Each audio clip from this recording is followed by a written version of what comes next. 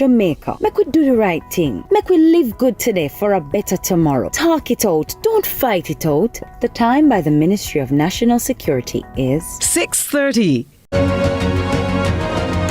The results of the most recent primary exit profile examinations, or PEP as we refer to it commonly, are out, and the government says those results are encouraging when measured against the base year of the exams in 2019. But away from the headlines, what do the results say about the numeracy and literacy levels of our students and their ability to express themselves academically? And at the end of it all, is PEP meeting its mandate? That's a discussion I'm going to have right here on Lead Story this evening on CVM TV. Let's start the show.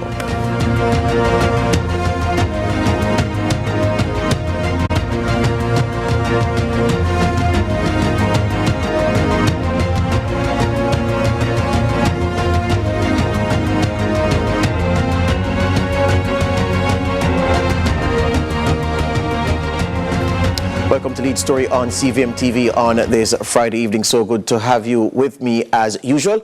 And yeah, the aim is to inform and educate as we go along. So PEP results are out. You'd have known that by now. The Education Minister, Favour Williams, held court earlier on this Friday at a press conference where she gave overall perspective on the outcomes. She said the outcomes very encouraging. You would have known that PEP started in 2019.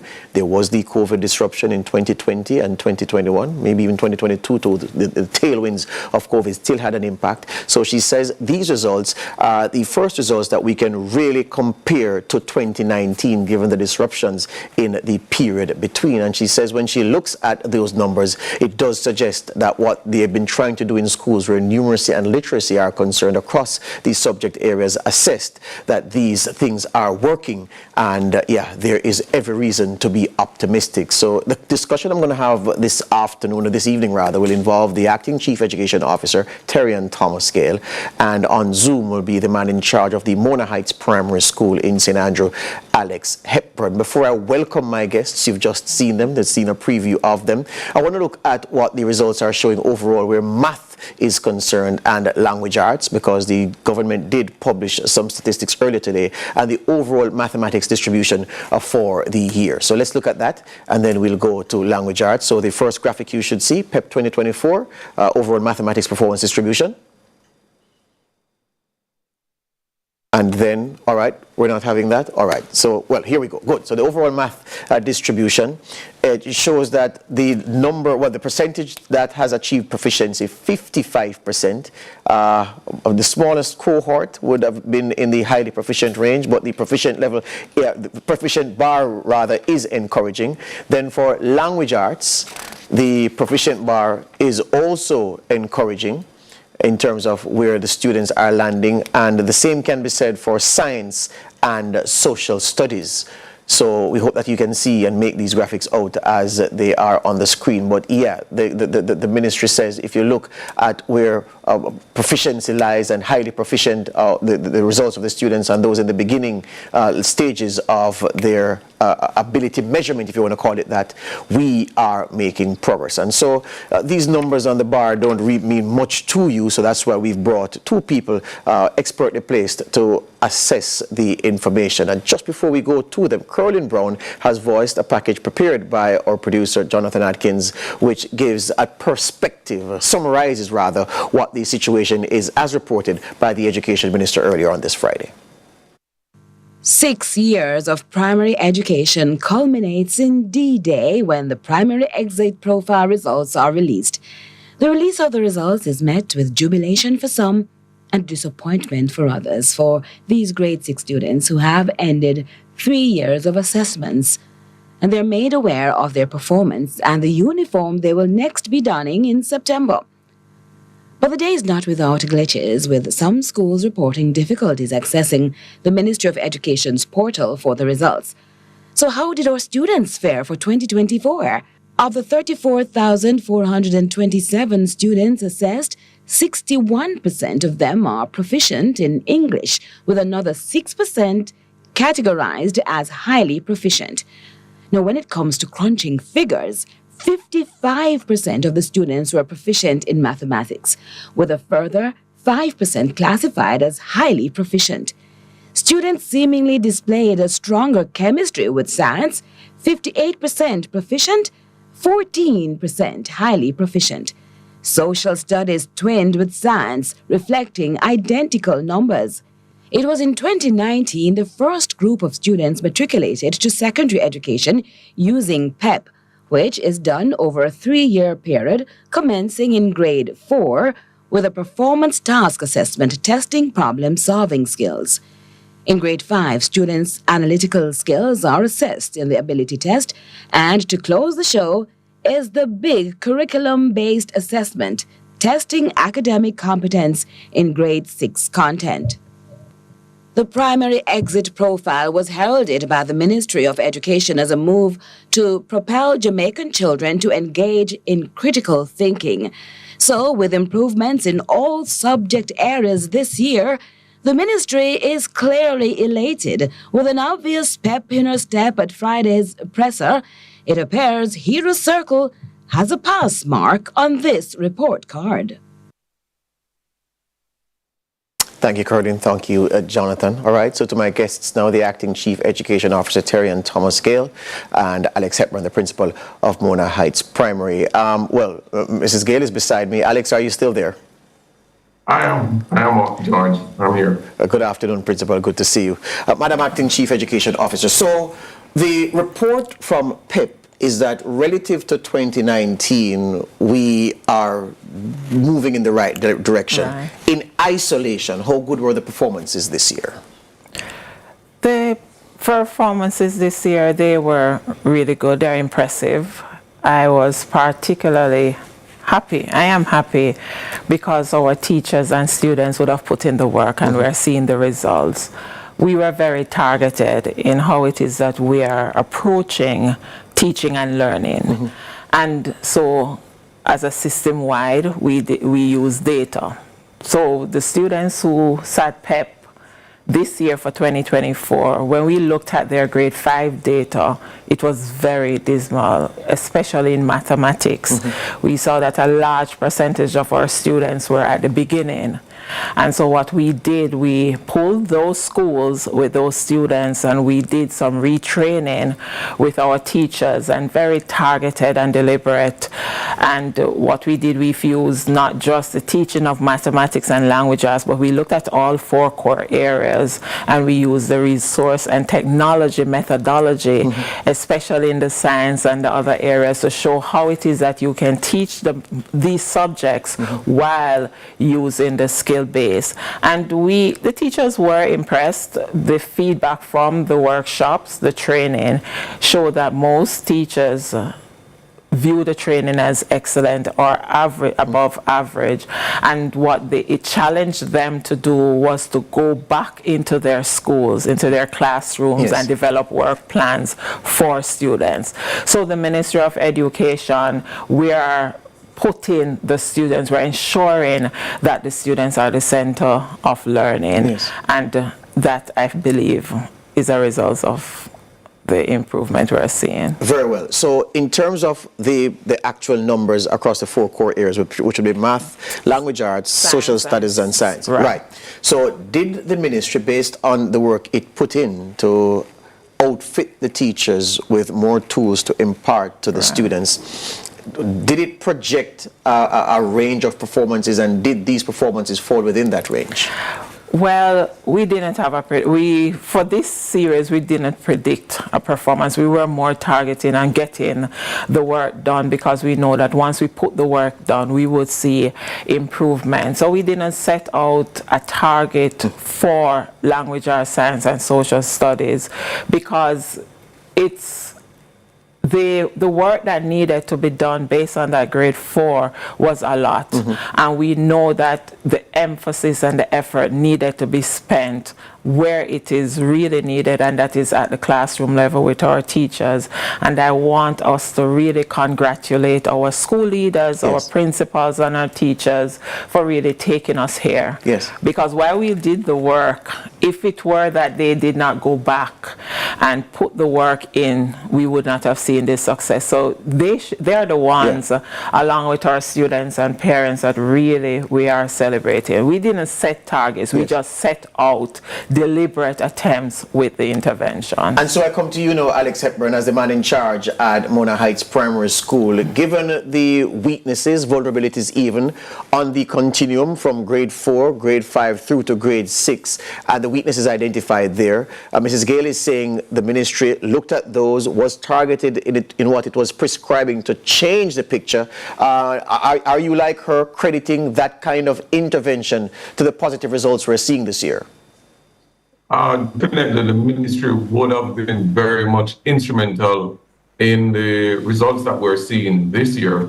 I think the targeted approach that they took has really borne fruit, and I really want to take my hat off to the Minister of Education and also our CEO and the Permanent Secretary. They were very strategic and they identified the challenges, because the challenges were many. If you recall, we were coming out of a pandemic, and we would have seen challenges that we would never have seen before. And as such, you wanted to be strategic in addressing these problems. Yeah. Insofar as your own school is concerned, Principal Hepburn, what were the results like for Mona Heights Primary? Mr. Davis, I can tell you that we have done extremely well. I must say to you, 182 children sat the exam, and of the 182 children that sat the exam, 91% of those children are on pathway 1.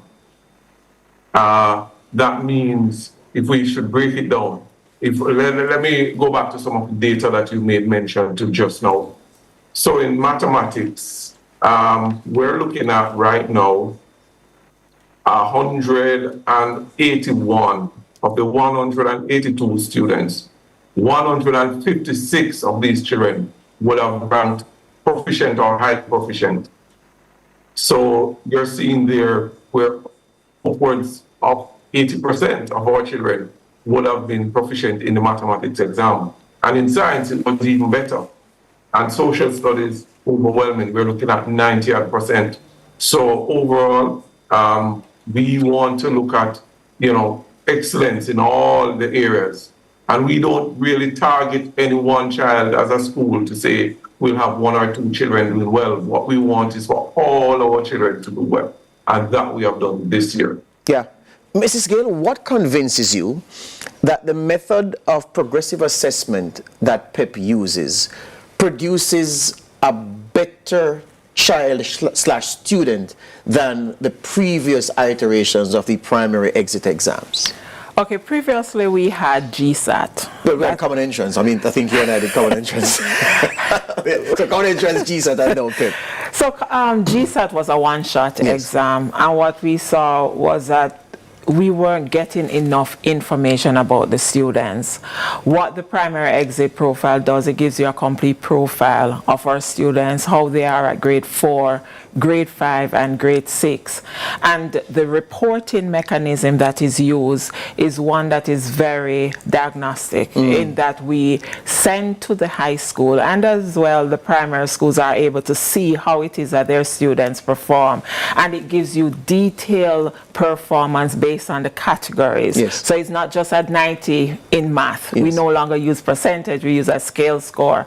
And you don't just see a math score. What you see on a child's report, you see the subject claims, the claims that we're making about the students. Yes. How are they in problem solving? How are they in communicating math? How are they in reading and writing and research? How are they, for example, in social studies with evaluating sources? How are they in writing? So you don't just get an overall subject performance, you get claims that we're making about the students, and that report is sent on to the high school as well. Excellent way to go to our break here on Lead Story. We're talking about the PEP results, but just away from the headlines to look at the texture of the assessment and what it means about the quality student we're sending to the secondary school system out of the primary level of learning. More after these. Lead Story, CVM TV.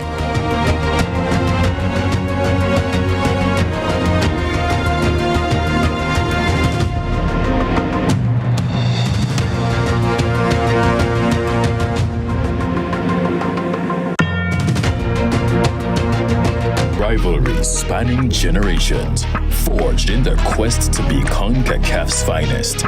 This time, their paths will cross at a junction in the Copa America. It's the revitalized Reggae Boys up against the self-assured Mexicans. It's a must-see. Live Saturday, June 22 at 8 p.m. on CVM TV. Copa America 2024, brought to you by KFC, J-Ray and Nephew, Quartz, Sunshine Snacks. The time by Grace. Taste that moves you is 6:45.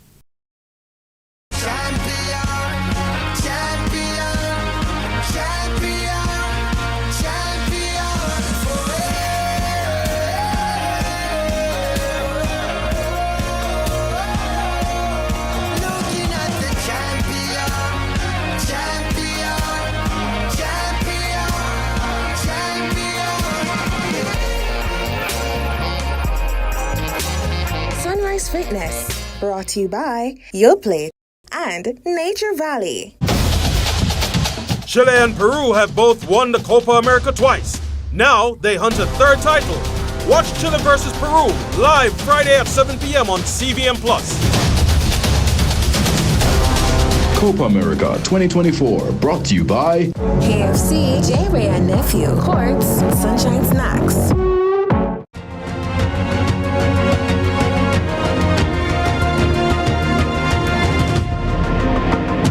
Welcome back to a lead story here on CVM TV. The word is that the PEP results for 2024 are highly encouraging in a vacuum, and even more so when compared against the base year of the examinations in 2019. The Education Ministry says it is proof, the results are, that progress is being made, and the early feedback from stakeholders is that, well, if we can build from here, then we should be in a good place a few cycles down the line. I'm having the conversation about the PEP results away from the headlines with the Acting Chief Education Officer, Mrs. Terry-Ann Thomas Gale, I have to get her name right, and the principal, the man in charge at Mona Heights Primary, Alex Hepburn, who says that the results for his school have been extraordinary. He says he's beside himself with joy about the results, and rightly so, given the work that his teachers put in at the school. And so, Principal, I want to ask you, I imagine that this is a question that isn't usually asked in conversations like these. It's a question that I always say, well, I want the host to ask, so I'm going to ask it here.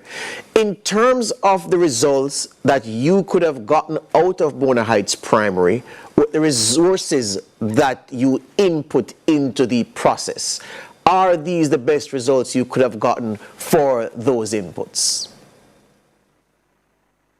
All right, Mr. Davis, there's always room for improvement, and there's always room where we could do better, but under the circumstances, I do believe that if we looked at the mitigating circumstances that we would have faced, I think these results are the best that I think we could have expected this year. Yeah. Much has been made, Mrs. Gale, about learning loss and the impact that has had on students and is having. Before these results, you tended to lean towards those who said, well, students are not performing well, teachers have not been equipped with the tools to help them to meet the matriculation standards expected of those transitioning from primary to secondary schools. Would you be bold enough to say that these results ought to put a damper on those voices and elevate those voices who've consistently been saying that work has been going on to improve the outcomes and the performances of children? Yes, there is more work that can be done, and our teachers are willing and up to the task, and I wouldn't want us to really put a damper on it. Mm-hmm. Our students are coming out of a pandemic. We saw, if you look at the grade 4, the grade 5, you saw where you can actually see how our students have been progressing over the 3 years. So we could have seen that the students coming out of a pandemic, you could see where they're putting in the work and the teachers are doing their best. And so I want the voices that are celebrating with us to be very loud and to encourage us on. We want our stakeholders to become part of the process. Our transformation agenda requires us to improve on students' learning. It requires us to be more accountable, to manage the governance and how we govern our schools, how we govern the teaching and learning, how we streamline teaching and learning, and how we prepare our students to transition to the other level. And so we want our parents now, looking at where we are with the results and all that that we have in place, we can do it. Jamaica can do it, and our teachers are up to the task. The teachers are able to do it. We need more support. We need more voices to celebrate with us and to encourage our students along. These students are going on to grade 7. There are still some gaps that they have in their learning, and we are very targeted as the Ministry of Education, and our principals too. We are working with them even at grade 7. So there are a set of schools that we're really focusing on. These schools are deemed unsatisfactory or they need some amount of help. The ministry will be working with those high schools, especially where our students who are still at the beginning and on the pathway 2 and 3, where those students are placed. We will be with those principals, helping them along. And I'm inviting our principals to just let's work together as one team, one team Ministry of Education and one team Jamaica to improve our students' learning. Principal Hepburn, the Education Minister has been keen since early this morning to stress the fact of PEP not being stress-free, but stressless. I want to ask you, as the man at the heart of the action, is this method of continuous assessment of these students indeed less stressful than the previous ways that we used to ask the students to do primary exit exams? I have to concur with the minister, and I do believe the method that we're currently using, you see, sometimes we focus on the wrong things. With this method that we're using, we're focusing on critical thinking and problem solving. And as such, the regurgitation of basic knowledge and passing an exam, that was the focus before. Now we're thinking about producing persons out there who can really make a difference in society. And so I think we're focusing on the wrong thing in terms of whether it is more stressful or not more stressful. I think what we should look at is what are the implications of us implementing this system, and how will it help to drive growth and improvement in this country that we love so much. So I hope you understand where I'm coming from. 100%. And the argument germinates from what the minister said about the stress levels and the reduced stress levels. So it was a natural question to ask. I ask you this as well, Principal Hepburn. I don't think many people who have a sound family structure from which a child goes to school from would not appreciate the difficulties that the average child who's not from such a sound family structure, the impact that COVID had on that child, especially that child being on the cusp of the continuous assessment that culminated in the grade 6 exams, the last part of PEP. And I want you, from your vantage, to just tell Jamaica about the difficulties that so many children in the system encountered due to COVID and the tough task that they took on to get themselves a school of choice coming out of PEP. All right, very good question. All right, so if you recall, the system was done in such a way that those children who were struggling, a number of them would have been given ICT tools, and they would have been given support from the ministry in order to join classes. With that said, we know that a number of children would have been disenfranchised and would have been suffering. A number of children did not go to school. At the high school level, a number of children did not return to school. And such, the challenges were many, and it speaks to parents and parental involvement. And I think that is where some of the focus should be, because if we had parents playing a greater role and giving the children the necessary support and resources, we would have seen far less of these challenges. Now, for those persons who are saying, but the parents did not have it, well, there are external stakeholders who came on board, the TEF, and another, I know the University of the West Indies, they came on board in a big way, and they gave help to a lot of parents and a lot of persons who did not have devices to join their classes. The reason I'm stressing on devices is during the pandemic, I had upwards of 87% of my children online. Wow. 87%. My school, I have 1,138 children. Yes. So if I could get majority of my children to be online and to be learning, it means therefore that if you have the necessary support and you get the stakeholder involvement, it wouldn't have had to be so difficult. Yes. But I think a lot of persons weren't prepared, and as such, they were caught off guard. Yes. And, it would have made it difficult for those children. Hear you on that. Mrs. Gale, I have less than a minute, but I will have a minute for you to answer this question. I know for a fact that some students going to the high school system not ready. Holy Trinity had a conversation with the principal last year, and he said that if he got 100 students, about 20-odd% of them, only 20-odd% were able to read above the grade 5 level. So there are still students being churned out of the system that aren't quite ready. What is the cure for them? What is the approach to fixing that situation quickly? Okay, you had a conversation with Holy Trinity last year. I had one with them yesterday. There you go. And so we are actually looking at the set of high schools, I tell you, that we're currently working with. Holy Trinity is one such schools.